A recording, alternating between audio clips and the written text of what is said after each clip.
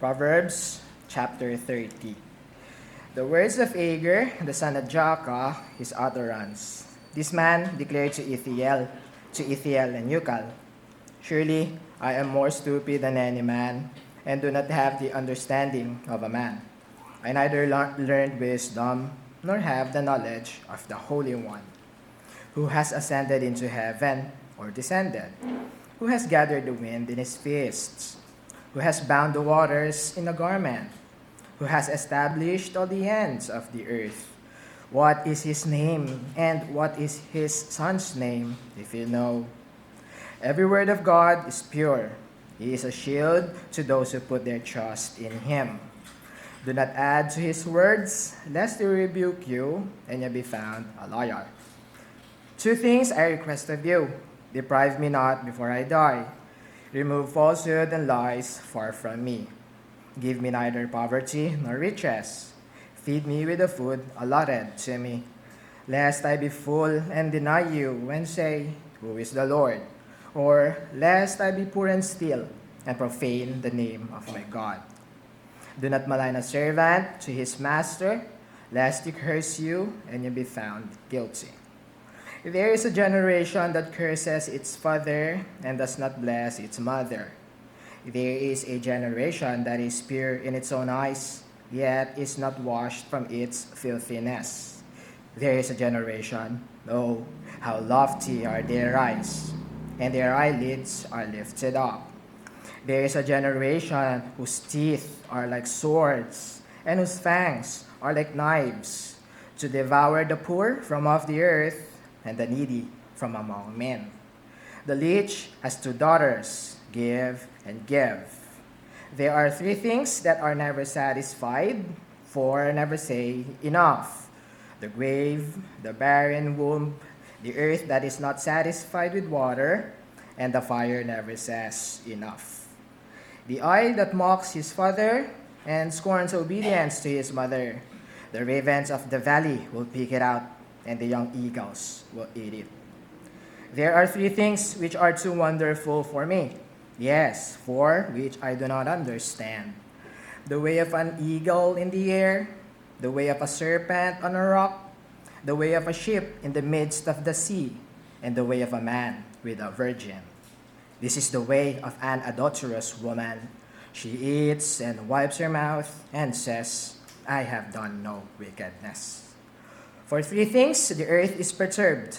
Yes, for four it cannot bear up. For a servant when he reigns, a fool when he is filled with food, a hateful woman when she is married, and a maidservant who succeeds her mistress. There are four things which are little on the earth, but they are exceedingly wise. The ants are a people not strong, yet they prepare their food in the summer. The rock badgers are a feeble folk, yet they make their homes in the crags. The locusts have no king, yet they all advance in ranks. The spider skillfully grasps with its hands, and it is in kings' palaces. There are three things which are majestic in pace, yes, four which are stately in walk. A lion, which is mighty among beasts, and does not turn away from any. A greyhound, a male goat also, and a king whose troops are with him. If you have been foolish in exalting yourself, or if you have devised evil, put your hand on your mouth. For as the churning of milk produces butter, and wringing the nose produces blood, so the forcing of wrath produces strife. Now, sa comment ko po, background details ang ibigay ko sa inyo or i-share ko sa inyo, which from that background details ay magbigay ako ng mumunting application. So I think obvious yung kokomentan ko dito, which are the names or the persons yung nakabanggit sa verse 1, no?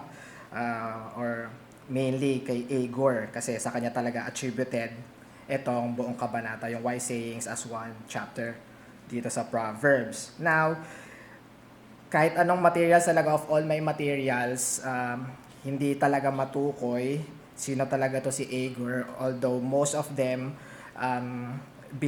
widely believe na hindi siya Jew or hindi siya Israelite, even Israelite, so foreigner siya. mas may hint lang na binanggit ang Reformation Study Bible na manuscripted ni R.C. Sproul.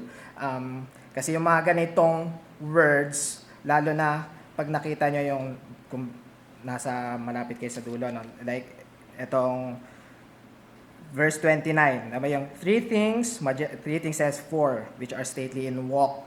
Kung katulad ko kayo na into poetry, which I think naman obvious na nga sa inyo ngayon, ang tawag pala sa ganito rin ay numerical proverbs or numerical sayings. Kasi, bali ito, yung mga gatong numerical sayings, nangyari lang din yan sa Proverbs 6, which yung Proverbs 6 nga, hindi rin original sayings ng Haring Solomon. So, at least, alam natin na Eastern saying siya, pero mas malapit na binanggit ni R.C. Sproul from Egypt yon. So, si Agur or attributed yung mga ganitong sayings sa isang sage ng Egypt. So, at least, sundan ko yung view na yon na hindi nga Jew, si Agur, but then, ito yung makukuha nating truth dito, no?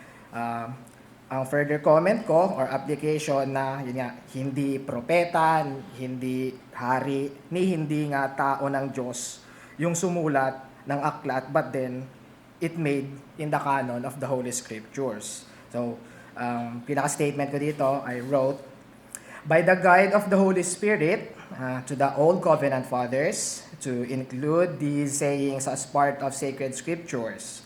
This is one of the cases that statements of a pagan person, at least non-Jew, are accepted by God kasi simple learning na madodraw natin dito, at ito yung general comment kung susunod ko na application, all truth is God's truth.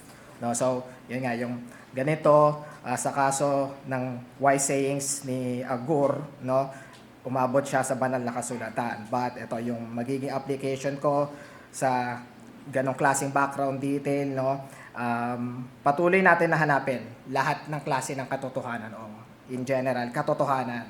Firstly, of course, ang sure word of God, but then, yun nga, yung lahat pa ng katotohanan labas sa salita ng Diyos, kasi two things, makakatulong siya, first sa faith, of course, or pananampalataya, and even sa buhay natin. So, lahat ng klase ng facts, truth, no?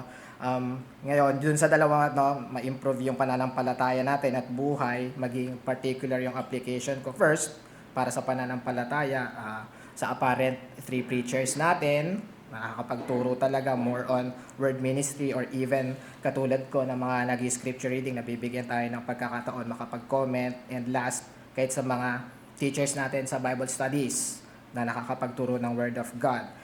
To pertaining to faith or increase the knowledge about the faith, no, patuloy tayong magsaliksik ng extra biblical truths na makakasupport sa text na pinipreach natin para makalinaw pa rin at makapagpalawak talaga ng kaalaman ng salita ng Diyos sa mga natuturuan natin o mga napapangaralan natin. So, yun lang. Simple. Hindi ko na sana idagdag yung pangalawa, pero may nakikita pa rin ako mga kabataan dito. Ayun lang, in life, kasi kaming mga matatanda, kumbinsido na naman kami dito. Basic reality, pangkalahatan, application para sa life, no, linawin ko, ipaalala ko. Kasi baka may yung mga kabataan ngayon, though prevalent kasi itong gantong knowledge sa West eh. If you know yung relativism, so walang absolute truth. If I think it is pertaining to life, wag po kayo maniniwala doon. Wag tayong siraang tuktok o inutil para maniwala doon. So, pertaining to life, para makasurvive at least much longer or to improve life, continue to seek or refresh ourselves with the absolutes, facts, and fixed laws. Kasi, lalo na primarily siguro science and mathematics, because basic reality, we are living in a created world bounded by these truths. No, sample lang, basic reality, science, meron talagang gravity. Kung sabihin nyo it is what I think it is, pumatong po kayo dito, magpatihulog kayo dyan, may gravity po, mahuhulog kayo. Hindi nyo pwedeng sabihin hindi kayo mahuhulog.